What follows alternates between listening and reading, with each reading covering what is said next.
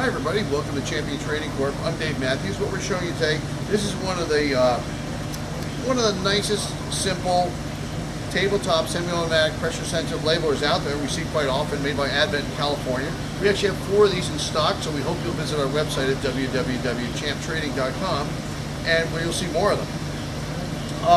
The unit is designed for a very simple operation. The operator, there is an adjustment here for different diameter containers, which are cradled in between the 2 rotating rows of rotating rollers you see here and here.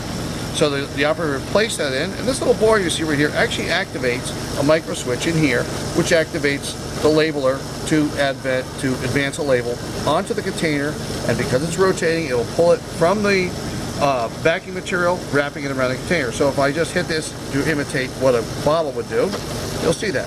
The label comes out and it would pull it off. There is this timing control here. It's listed as a timer. What this controls is how much the label would be advanced each time. Naturally, you may not have to put so much label out for a smaller diameter container. So if you're watching this, now what I can do is hit this again, and it comes out a little less. It's not much, but of course you want to read the manual, be familiar with the machine before you start using it. I have one container here we've been experimenting with.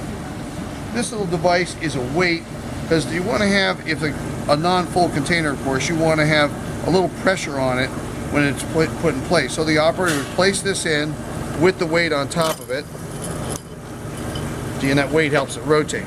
And there's the container with the wraparound label applied.